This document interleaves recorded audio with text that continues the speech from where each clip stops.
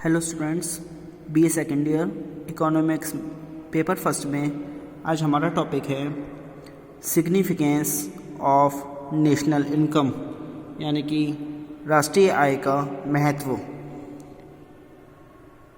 इसके सुनिए, number first point है इसमें knowledge about living standard of people, यानी कि लोगों के जीवन स्तर के बारे में ज्ञान।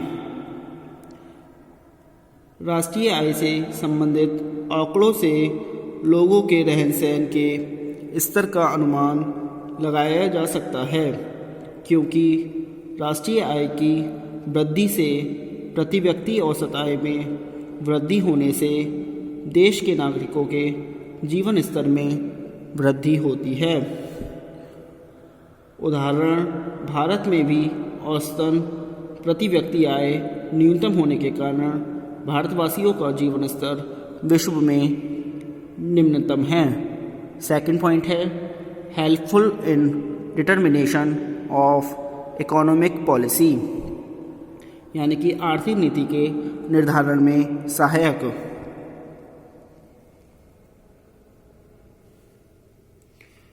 इससे सरकार को अपनी आर्थिक नीति ठीक दिशा में निर्धारित करने में सहायता मिलती है। प्रत्येक सरकार राष्ट्रीय आय के आंकड़ों के अनुसार देश की अर्थव्यवस्था का सच्चा चित्र प्राप्त कर लेती है और तदनुसार ही अपनी साख मुद्रा, विनियोग, रोजगार एवं बजट संबंधी नीति का निर्माण करती है। थर्ड पॉइंट आता है comparative study of economic progress, आर्थिक उन्नति का तुलनात्मक अध्ययन। इसकी सहायता से देश में हुई आर्थिक प्रगति का तुलनात्मक अध्ययन किया जा सकता है। अन्य देशों से भी तुलना संभव हो जाती है, जैसे भारतवर्ष तथा पाकिस्तान के प्रति व्यक्ति आंकड़े देकर यह सिद्ध किया जा सकता है कि कौन अधिक खुशहाल है। Number fourth point importance in economic planning, आर्थिक नियोजन में महत्व। इसी प्रकार के आधार पर आर्थिक योजनाओं का निर्माण होता है, क्योंकि राष्ट्रीय आय कितनी है, कितने समय में कितनी वृद्धि करती है, साधन क्या है, यह सब निश्चित करना पड़ता है। नंबर फिफ्थ आता है index of economic welfare of country, यानी कि देश के आर्थिक कल्याण का सूचक। प्रोफेसर मार्शल के शब्दों में अन्य बातों के समान रहने पर किसी देश की राष्ट्रीय आय जितनी अधिक होती है उस देश का कल्याण भी उतना ही अधिक समझा जाता है। नंबर 6 पॉइंट आता है estimation of distribution of income, यानी कि आय के वितरण का अनुमान। राष्ट्रीय आय के आकलन से समाज के विभिन्न वर्गों में आय के वितरण का भी ज्ञान हो जाता है और इस प्रकार आय की असमानता को दूर करने के लिए आवश्यक कदम उठाए जा सकते हैं। Number 7 point estimation of income expenditure and saving, यानी कि आय, व्यय और बचतों का अनुमान। इसके द्वारा आय, व्यय और बचत का अनुमान लगाया जा सकता है और उनमें उचित अनुपात रखने की दिशा में प्रयत्न किए जा सकते हैं। नंबर 8 पॉइंट है helpful in removing the evils of economy, अर्थव्यवस्था के दोषों को दूर करने में सहायता। राष्ट्रीय आय के आंकड़े इस बात की जानकारी देते हैं कि देश की अर्थव्यवस्था में कौन से दोष विद्यमान हैं जिनके कारण आर्थिक विकास नहीं हो पा रहा है। इस ज्ञान के आधार पर इन दोषों को दूर करने के उपाय किए जा सकते हैं। आगे देखिए,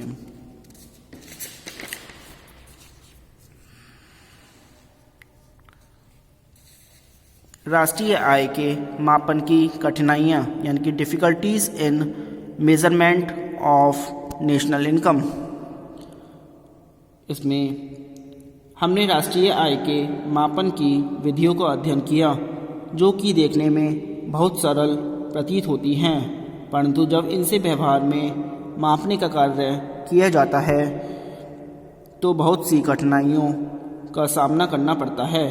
राष्ट्रीय आय के मापन की इन कठिनाइयों का अध्ययन हम निम्नलिखित शीर्षों के अंतर्गत कर सकते हैं। फर्स्ट है नंबर फर्स्ट, कॉन्सेप्चुअल डिफ़िकल्टीज़, यानी कि परिभाषिक कठिनाइयाँ।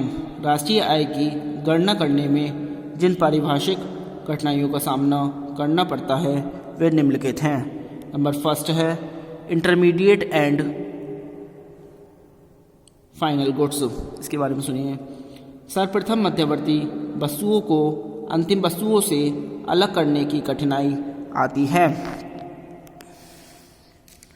दोनों वस्तुओं का यह भेद सापेक्षिक है, क्योंकि एक वस्तु मध्यवर्ती वस्तु है या अंतिम उस वस्तु के प्रयोग पर निर्भर है। उदाहरण के लिए रेडीमेड शर्ट बनाने के कारखाने के लिए कपड़ा मध्यवर्ती वस्तु है, परंतु उपभोक्ता के लिए यह अंतिम वस्तु बन जाता है। सेकंड पॉइंट आता है डिफ़िकल्टीज पर्टेनिंग टू डेप्रिसिएशन, ह्रास या घिसावट संबंधी कठिनाइयाँ। दूसरी कठिनाई तब आती है जब हम शुद्ध राष्ट्रीय उत्पादन को ज्ञात करना चाहते हैं और इसके लिए हमको कुल उत्पादन में से ह्रास को निकालना पड़ता है। यहाँ समस्या रही है कि पूंजी वस्तु के कुल मूल्य के कितने भागों को उस वर्ष का ह्रास या घिसावट माना जाए। दूसरे, यदि पूंजी वस्तु के कुल मूल्य में वृद्धि हो जाए तो ह्रास का अनुमान किस मूल्य पर लगाया जाए, जिस मूल्य पर पूंजी वस्तु को खरीदा था तथा या जो वर्तमान मूल्य उसका है। ह्रास संबंधी इन समस्याओं के कारण ही कई बार शुद्ध राष्ट्रीय उत्पादन के स्थान पर कुल राष्ट्रीय उत्पादन की अवधारणा का उपयोग किया जा सकता है। थर्ड पॉइंट आता है प्रॉब्लम्स ऑफ वैल्यूएशन, यानी कि मूल्यांकन की कठिनाइयाँ।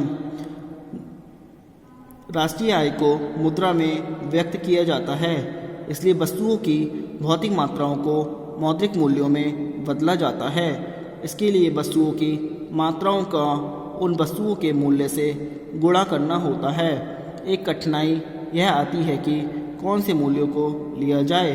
वह मूल्य लिया जाए जिस पर वस्तु का उत्पादन किया गया है या जिस पर दुकानदार ने उस वस्तु को खरीदा या जिस पर उपभोक्ता ने खरीदा है। नंबर फोर्थ पॉइंट आता है transfer income and produced income, यानी कि हस्तांतरण आय तथा उत्पादित आय। राष्ट्रीय आय के मापन में हस्तांतरण आय और उत्पादित आय में भेद करना भी कठिन है। आय इन दोनों में से कौन सी है, इसका भेद करना कई बार कठिन हो जाता है। जैसे उपभोक्ता द्वारा दिया गया ब्याज हस्तांतरित आय है, परंतु उत्पादक द्वारा दिया गया ब्याज उत्पादित आय है और राष्ट्रीय आय में सम्मिलित किया जाता है। नंबर सेकंड पॉइंट आता है स्टैटिस्टिकल डिफ़िकल्टीज़, यानी कि सांख्यिकीय कठिनाइयाँ। इन कठिनाइयों का संबंध राष्ट्रीय आय की गणना के विभिन्न तरीकों से संबंधित है। Number A difficulties in income computation, यानी कि आय संगणना रीति की कठिनाइयाँ। इस विधि की प्रमुख कठिनाइयाँ निम्नलिखित हैं। फर्स्ट पॉइंट है इनकम अकाउंट, यानी कि आय का खाता। आय विधि के लिए यह आवश्यक है कि विभिन्न उत्पादक अपने द्वारा दी गई आय का खाता या प्रमाण रखे। अल्पविकसित देशों में छोटी फर्मों प्राय ऐसा नहीं करती। सेकंड पॉइंट है डिफ़िकल्ट टू नो इनकम, यानी कि आय ज्ञात करना कठिन। देश के प्रत्येक व्यक्ति की आय ज्ञात करना कठिन होता है। शिक्षा के अभाव के कारण अनेक व्यक्ति अपनी आय का ठीक से हिसाब नहीं रखते।